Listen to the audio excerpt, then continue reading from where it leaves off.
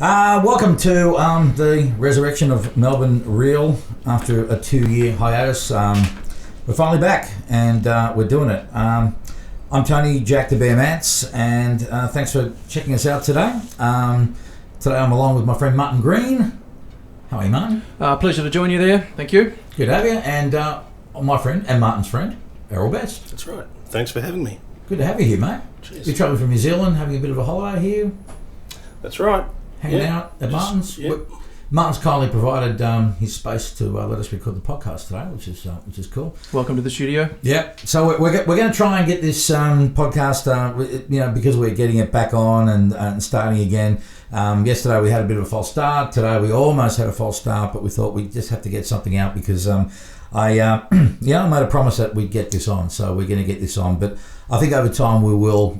This will evolve and change, and we'll get all sort of happening. So I thought today what we do is just introduce ourselves to everyone and let them know who we are and how we got here and what we're about, and we'll talk a little bit. So we'll keep it relatively snappy today, and then we'll, as I said, I think this podcast will evolve, and surely in time we'll come back and look at this, and we'll probably, hopefully we'll look at it and go, have a bit of a giggle about it, and hopefully we'll learn and grow from it. I reckon I'm going to look back and go, fuck, I was awesome, eh?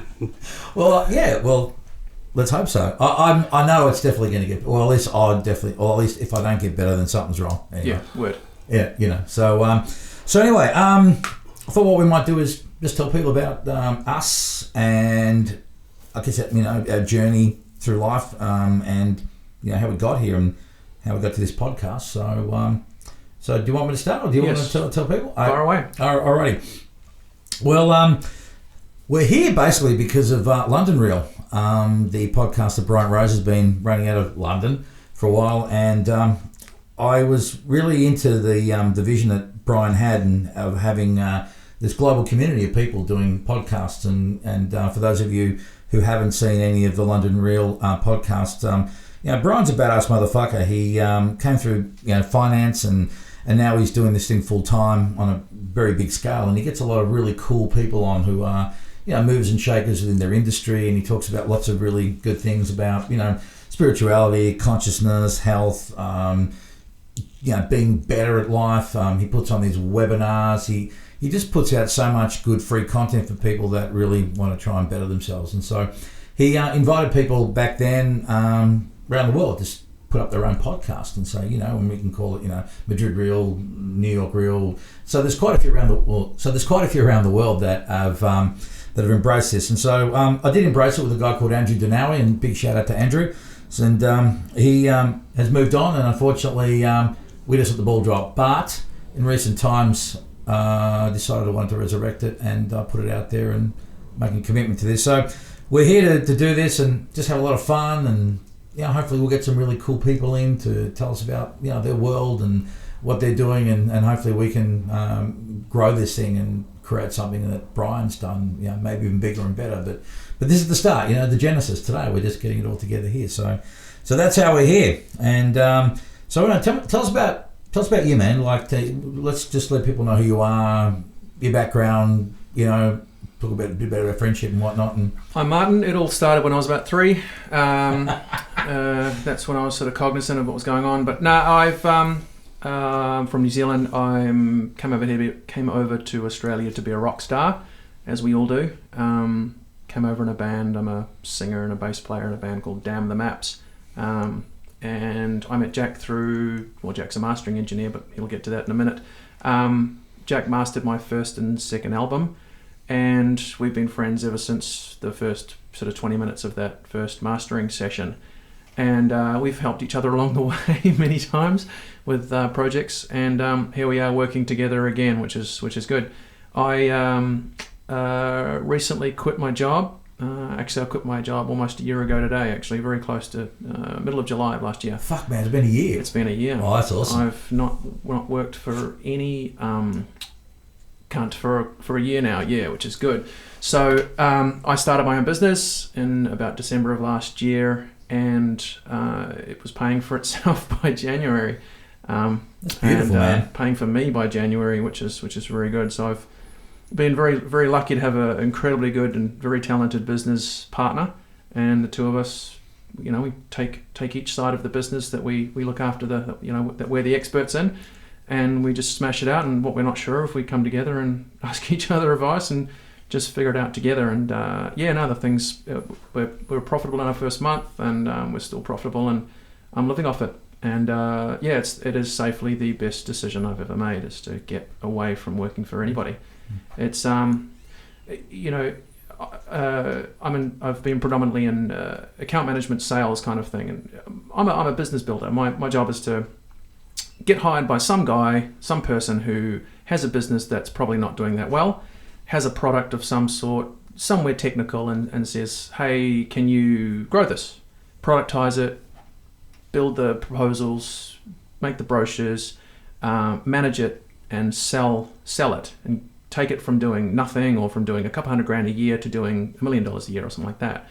And I realized when I quit my last job that I'm always going to be that guy that is fucked off.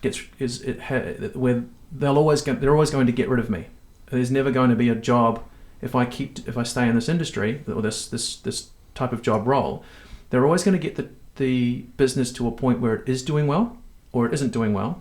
And when it is doing well, some accountant is going to look at me and go, well, we're paying him commission. Why would we keep him? He's costing us a lot of money.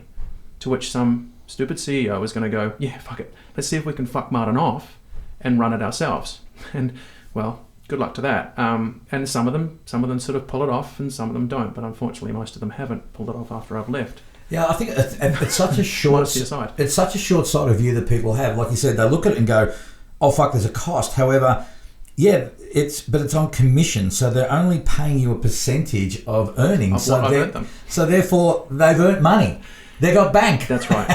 And so they're paying, but there's a percentage game. Yep. So there's always going to be more and more commission. Also means more and more bank. That's it for them. But as you said, it's a very short-sighted view. And that's the problem with carrots. Is the guy that's holding out the carrot, when that donkey gets that carrot, they go, "Fuck, we're giving away too many carrots." Yeah. But hang on a second, that's why they call it an incentive. And so, my second to last boss, he really understood it. He said, look, the more you make, the more we make, and everybody wins, and that's great. We'll keep an eye on if profit margins are a bit low, and we'll come and tell you about it, and you just put the price up for those particular things. But as long as you're above this threshold, go for it, man. Sell as much as you can with no limit.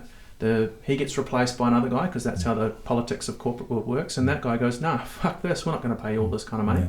Yeah, you would be like you are a great poster boy in a way for this guy called Brad Burton, who runs 4Network in the UK. And again, all this is really kind of stirring up again after seeing Brad on London Real 3 weeks ago. And I saw this guy and I thought, holy fuck, this is my future self I'm looking at here. And long story short, I got in touch with Brad, and he's been kind enough to want to mentor me. But that's been Brad's message. He talks to people about becoming people like you and telling them, look, man, there's no fucking guarantees in life. There's no such thing as a job for life. Forget about things like pensions and superannuation and all that kind of bullshit. You have to rely on yourself, and it's not easy. You got to get in there. You got to put up with it's different. You put up with bullshit working for the man. Working for yourself, it's a different kind of bullshit, because you're going to be fucking skinned for a long, long time. But if you have self-belief and you have drive and you're organised and you're a great people person and you understand how to work relationships, and eventually it just has to fucking work for you. But provided that you're focused. So you have been. It's really interesting that we're talking about this, because you've just been a great example of that. And if you would be, like I said, a really good poster boy for what Brad's talking about. So I think it's fucking great, and hopefully people would listen to what you're saying, and maybe if they're thinking, well, fuck, I'm in a dead-end job, or I don't like my job, or I feel like I'm going to get the axe, or fuck it, I'm going to take my knowledge, my resources, move away, build a business, do it from there. So, yeah. I would say that I'm glad you asked. What do I recommend young people who are wanting to get out into the industry and do something for themselves? I'm glad you asked that question. Let me have a think about that for a second. Look, can I just ask you a question here, Martin? It's time to play Ask Martin how you get started. I'll tell you what I do. I was earning pretty good money in that last job, and I every time that the bank offered me a increase in my credit card, I took it every single time. Now, I'm sure there are reasons to not do that, but I did And it paid off because when I did quit my job, I walked with a little bit of money, but not enough to last for very long. Yeah. And so we just lived off our credit cards whilst the business was building, and we were getting everything running, merchant facilities, ABNs, GST, all of that sort of stuff, and building the thing that we built. We were living off credit cards, and that saved our lives. It saved us. It absolutely saved us. And when I realized the prime thing that was required to be in business, and that was an effective billing mechanism. You need to get a bank account in the name of your business so that it's all legal. GST is paid, tax is paid, all of those things. But so many people go like, fuck man, I can't even get started. No. Register the ABN, get the bank account. Then once you've got the bank account, get the billing mechanism, get the merchant facility. You can process a credit card on the internet now using interfaces. And so it was like, clients were coming to me going, hey, can we use you? And I'm like, shit, we're not ready. And then I this mentality snap in the back of my head. I'm like, fuck, I could put this through anybody and just put a markup on it. But I don't have the ability to bill this person. Yeah. Fuck it. Oh, well, I'll just put it through him. I'll put it through her. I'll put it through these guys. Once I got that billing mechanism, I could do whatever I wanted. Some guy can say, can I mow your lawns? Yeah, man, just give us your credit card details. I'll mow your fucking lawns, mate. So where are we at with that shit right now? I mean, do we have now, because in my business, in my mastering business, it's usually, cash, telegraphic transfer, PayPal, I guess. PayPal. Yep. But it's always very, in my situation, it's a very strict, COD, you don't have money, you don't walk away with shit. It doesn't always happen in business. I think most businesses now, that's just the way it is. It's like, hey, we invoice. So nowadays, because this is something that I might probably have to look into in terms of, just growing the business and evolving. But are there apps now on the phone that will allow it to do that? I mean, there are apps on the phone. PayPal have a wonderful little device now that just talks directly to your smartphone, and you just look at the person's credit card, because you still want to, if you're there and the dude's got his card in his pocket, you want to be able to see the card to make sure that it's his card, right? Yeah, you process it on the spot, it gives you a little message on your phone, and boom shanker, you're sorted. But you've got the keypad for them to enter their PIN and all that sort of stuff. No problem at all. We use a little plug for, I think it's eWay. I think we just use eWay, and hooked up through Commonwealth Bank, and it's just a website. I can access it anywhere in the world, secure, HTTPS, and I can. It's PCI DSS compliant if you want to go down that path, and all legal, all safe, and I can process it from anywhere in the world. And once I got that, and I was in business. So people ask me to do an hour's worth of work, no worries. I'll charge you an hour for it, and I can bill you. And you're done. And we can start living. And you're done. Yeah. Well, I think these are things I'm going to start looking at, and and like yourself, you got a new business and it's super fucking successful, which is awesome, and you're just going to go fucking strength to strength. I can see, just now that I'm trying to start up a new business, or at least formalize another line of business. What I'm discovering at the moment is that getting organized, man. It's one of the things I'm learning is how to get better organized. You're a fucking master at fucking being organized. Thanks a lot. I'm, and I tend to chop and change, but I'm just learning now that I've got to get fucking my shit, just down, because I've been living my life just so fucking freely, just doing what the fuck I want, which is great. But when you're wanting to do new things or take on new challenges, it's just I'm learning now. Like fuck, now I've got to set up the social media. I've got to look about a website. I've got to now doing this podcast. It's like yesterday. It was a really great lesson to me in terms of learning. Be organised, get your shit together, and even coming in today, not just being organised, but even having a backup plan. So this has been really good actually for me, just to learn and grow and evolve in all this fucking shit. It's been great. I'm glad that we still went ahead, because there was that time where it's like, should we just do this another day? Nah, man. This is the cards that we've been dealt, and we're gonna do it. And I was saying to Errol before, I said, you know what? I'm just, sometimes when things just fall to shit, the best things sometimes come from out of those situations. And as Alan Jones once said, success is failure turned inside out. So there's lots of other variables on that, but yeah, I'm with you, but I'm glad we're here and we're fucking doing it. So and your dog made me calm too. So. Betty the studio, Betty the staffy has come. But animals do that, man. That's right. Yeah, that's right. They use them in fucking hospitals and all kinds of places for people. What she do? Sit on your chest and fucking lick your face? No, she jumped all over me and then she just calmed the fuck down real quick, which is great. Cool. From yesterday, did big improvement. She's learning, man. She's doing all right. Just chilled up behind me, just sat there, couple of licks. Boom, back in business. Fucking done. Good. Fucking done. Good. So, Errol, How you enjoying your stay here, mate? Yeah, great. Yeah, it's all good, man. Just chilling and living the dream, as usual. So tell us a bit about you and Martin grew up. Tell us a little bit about that and how you guys grew up and how you got to being here. Well, yeah, we've known each other since high school, sort of 13. 13. Probably mates since about 14. About 14. Yep. Yeah, something like that. A few teething dramas There in were. the early days, but I think every friendship goes through that. absolutely. Yeah. Yep. Bit of clash here and there, But Personality it clashes. all worked out. Humour brought us together all the way through. It did, really. Even when we were forced to sit next to each other, we just kind of had, there was a degree of resentment there, but we still would drop comedy and go, "Fuck you, man, that's funny." Fuck Every you. now and then you just had to crack a smirk or or Absolutely. laugh. Yeah, no, that is quite funny. That is quite funny. Yep. So yeah, that helped a lot. One of the things I really admire in people are people that have managed to maintain friendships from childhood and well into adulthood, 25, 30 years of friendship. I'll tell you, my partner's father, who's 90, pushing 90, his best mate and he have known each other since they were 14. Right. 14. And he tells me they've never had a fucking crossword in all that time. I mean, I find that quite... I mean, I'm not saying I don't believe him. I mean, because I think any friendships that endure are always going to have sometimes a little friction. But we were just talking about that the other day, weren't we? That can't really remember a time that we have sort of really argued. No, it's a proper and it's good crazy old-fashioned because argument. we've been through some interesting stuff together. Some dramas and some what do you call it? Challenges, tough times. Life changes. Yeah, all of those things. Just all that shit, Tragedies. I mean, we've known each other long enough that people die and this and that happens. But no, we've always been cool, and we try to catch up with each other as much as possible.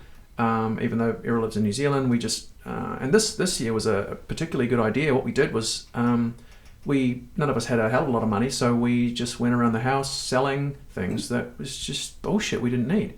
Yeah. I bashed some shit on Gumtree, Errol bashed some shit on trademe.co.nz, and we just kept texting each other going, "Hey, I've sold this, it's another $90. Hey, I've sold this, it's another $60. Hey." And we did it like a little spreadsheet, but before we knew it, we had the 200 and fucking whatever it was for a Jetstar trip, and I'm like, cool, well, let's hustle for the next one. Which reminds me, I've still got to give you $100 for that for the vibrating machine. Actually, it's not a vibrator. It's how would you describe it? You better describe it. As far as I know, it's a vibrating machine. Well, it looks a bit like a treadmill, and you get on this thing, and this bit goes up my ass. This I hold these two cock-like things in a hand, and this other thing goes in my mouth, and then it just all vibrates all at once. Well, I didn't take that option. I just no. It's a vibrating platform. Platform. That's it. That a platform. It looks like a bit like a. It's called a Vibratrain. Is it a Vibratrain? Yeah. It's a Vitality 3000, I believe it is. Vitality. It's a classic Vitality 3000. Do you know what I mean? Which is a little bit better than the 2000 model. Yeah. And you stand on this thing, and you got variable degrees of vibration. The whole idea is what to basically help kick in your lymphatic system. Yeah, move shit around basically. Yeah. I think Dave Asprey from Bulletproof Exec, he sells these tables, similar kind of principle, but this one you lie down on, I think. Oh yeah. And I think it works in the same principle, but this one just you stand up on, and I guess it'll probably work in the same sort of way. It's crazy. Apparently, we'll give it a go anyway. For toning and I believe it helps immensely for the lymph nodes and for the extraction of waste, which is key to health. Of course, is having open channels all around. Yeah, low toxicity and all that kind of stuff. Absolutely. Yeah. Methods of extraction, I think, are very important. Oxygenation of the blood cells. Oxygenation of the blood cells, alkalinity of the. I met. Speaking of which, I met this doc the other day who he's a integrative medical dude. Integrative medicine, I think he practices. Anyway, he's an actually trained doctor, but he does a lot of the alternative medicine. And he's really big into ozone, and apparently it works through your ears. O3 goes in through your ears, does it? Through your ears, because he had this great big fucking tank of it and some headphones. Right. That kind of look like more industrial soundproofing kind of ear muffs more than head. Anyway, but he also tells me interestingly that the absolute best way to have ozone is, apart from getting it into the ears, is to have it as a catheter and as a suppository. Right. So he's got these two rubber tubes. Looks like he's got a fucking S&M dungeon. Right. So one in your fucking cock. Right. One in the arse. Right. So DP style. Yep. fucking one in each ear. Did you notice and any you're done. difference? Hey? Did you notice any difference? I wasn't gay, mate. I wasn't fucking gay. No, I don't know. I mean, I know I've read a bit about Ozone. It's interesting. I mean, but no. That's like some shit we were talking about yesterday as well. You know, like that whole. Well, that's a fucked up thing. That's the fuckedest thing I've ever heard. Did you notice any difference? It's the best question, isn't it? Right. Like a guy at this festival I went to, he was telling me about. He went to this Kundalini workshop. Yeah. And my girl and I we've been laughing about Kundalini because I was talking about to get the Kundalini snake energy, if you will, to get through to your fucking vortex Crown, or whatever. the crown chakra. Is effectively the best way to do it is to be sexually aroused, right? Sit on your pelvic bone or whatever it is, and effectively on the vibrator. Get yourself aroused, and that helps to move it up. And there's books galore about this, and I know a little bit about it because I've read a couple of these books and found it a little bit fascinating. And so she's like, no, you can do it other ways. I'm like, I'm quite sure you can, but let's face it, this is the deal. This guy explains how he goes into a workshop where this guy's showing the effects of Kundalini energy. I'm like, cool. So what happens? He goes, well, he asked for someone to help him from the audience. I'm like, what do you mean by help him? He goes, well, he blindfolded himself, pulled his pants down, flopped his dick out, and said, can someone help fucking sort me out? I'm like, so get him sexually aroused? Yeah. I said, so who did it? He goes, well, I did it. I'm like, what? Really? Yeah. What'd you do? Well, I just gave him like a lingam massage, just working the whole pelvis and the balls and the whole thing. And I said, all right, well, how did it go? Like, what effects did you see? And he goes, well, yeah, he said that it was a little bit kind of difficult to just concentrate with, the crowd being there, and it wasn't him doing it and all that. And I said, so, okay, cool. So was there anything quantifiable at all about when he was able to kind of get his energy up to that level? And he's like, no, nothing that I saw. I'm like, so he did just get you to jerk him off for no result whatsoever in front of a bunch of people, right? And he goes, yeah. That really happened. I swear that happened. Oh, shit. But that's the point, isn't it? Yeah. So what are you supposed to do? Take Ozone, put it in a pill, bash it down your butt. Bash it up your not butt. in the pill, mate. We're talking a fucking hose. Straight from the tank. Ozone hose, O3 in the butt, some O3 down the dick, in your ear holes. Oh, these are all regular places that we've had stuff. It's like calcium carbonate. You see fucking soy milk and it says enriched with calcium, and you look on the back and it says calcium carbonate. You mean chalk? You mean limestone? You mean rocks? You mean what fucking churches are made out of? So hang on, when do we eat rocks? We don't eat fucking rocks.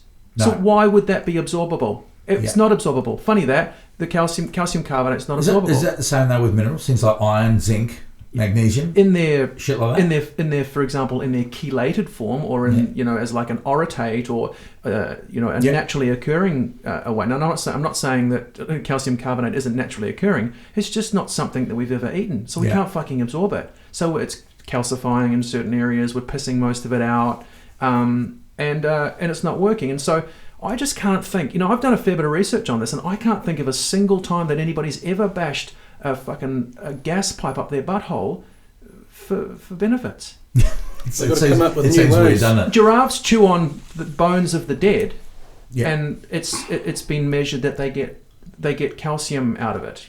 Like dogs do. Mm-hmm. That makes perfect fucking sense to me. Chewing on old bones, that's fine. But a pipe of gas down the dick hole? Yeah. No. Well, maybe it's it's not for everyone. It can't be for everyone. I'm not definitely going to go there myself. I'll just can't be for fucking everyone. Give that a wide. Give me logic. Logic any day of the week. What's next? I've got to tell you. We talked yesterday about the vitamin D thing, and you said to me, "Well, give it a try. Does it work?" Oh yeah, give it a try. I'm giving it a go. I'm just giving it a go. So just to clarify. All right. So my friend Sloth, who will get on the show at some stage, because he's a crazy guy, and he's a wild and crazy guy, and very knowledgeable. The Charles Poliquin protocol on vitamin D3 is that you take 40,000 IU a day, and then you skip a day and then do another day for an amount of time. You go get yourself checked out, but I was taking 5,000 IU a day for quite a while, and because I work indoors, I work in the studio. There's fucking hardly much sunlight. I don't work outdoors. I get outdoors a bit, but not a lot. And my vitamin D levels actually were high at one stage, and they just kind of dropped. So anyway, I thought, okay, I'll give it a go. So it's early stages for me. Apparently it works for him. I'm going to give it a go. I'll see what happens. In 3 months, I'll go get a blood test. 40,000 every 2 days. Every second day. Every second day, knowing full well that the largest legal capsule of vitamin D you can get in Australia is 1,000 international units. Yeah. So effectively, if you were to use an Australian measure, you'd be taking 40 of those a day. Every 2 days. If you were. If you were using those. But you can also get, you can get in Australia, there are 5,000 IU, and there is a company that you can buy in Australia that do 10,000 IU. Wow. You can import them from all over the world. Sure. So, and in fact, if you go to a doctor, you can get a prescription to go to a compounding pharmacy here. Yep. And they will make you 40,000, they can make 10,000 IU for you. So, right. Yeah. I understand that's the... Again, I would come down to the same thing. I'm not saying I disagree with it, but I'm saying that I would look at, and I have looked a little bit about, effectively, what sort of sunlight was caveman getting? What sort of sunlight was average hunter-gatherer man kind of getting? I'm not saying that we live in that time anymore, but we don't live too far from it. If you were to draw a big line along a fucking football field, the last 100 years is just a couple of centimetres, So we've existed the rest of the football field by just going out and hunting and gathering and getting sticks because it was part of our daily routine. Now our daily routine is just sitting on fucking trains and trams and offices all day.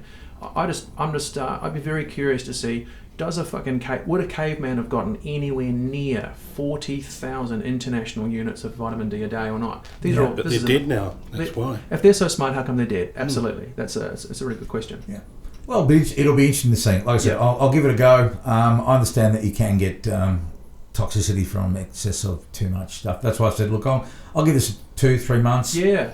Okay. Have you tried just general normal doses? That recommended. I was taking 5,000 a day. Now, unless something is happening in my body that's not allowing me to absorb it, or I don't know. But there was a time there I was doing really well, and then it just dropped. My last blood test, I try and do one a year if I can. I try and get 2 if I can, but 1 definitely. And the last one I did was pretty good. They said, your vitamin D is a bit down from last time. And I've been just taking this consistent regime of 5,000 IU a day. So anyway, I'm just going to give it a go. I'll get a blood. I'll report in. Absolutely. I'll let you know. That's the only way to do it, isn't it? It's to see how you feel. But the question is you're saying the doctors said that your levels were a bit low, right? No, sloth, and he's done a lot of reading on it. He's done and there's quite a few white papers out there that he's a guy that consumes this stuff because he's got time in his hands to do it. Yeah, sure. And he's a lot more fucking knowledgeable than me. Yep. And let's get him in. Let's get him in. I mean, if you want to ask him the hard questions or more specific questions about it, he's going to be able to answer you a bit better than me. I mean, for me, I'm about simplicity, man. Just fucking don't bore us. Get to the chorus. Yep. Fucking let me know what I need to do, what I need to go, boom, boom, boom, and I'm done. I'm happy. Cool. I'd be curious to talk about it because I do 2,000 international units every weekday, right? Yeah. Do you know what your levels are, though? Have you actually? No, I've never had my vitamin D levels checked because I feel great and I don't get sick. Sure. I haven't had a cold since 2010 or something. Yeah.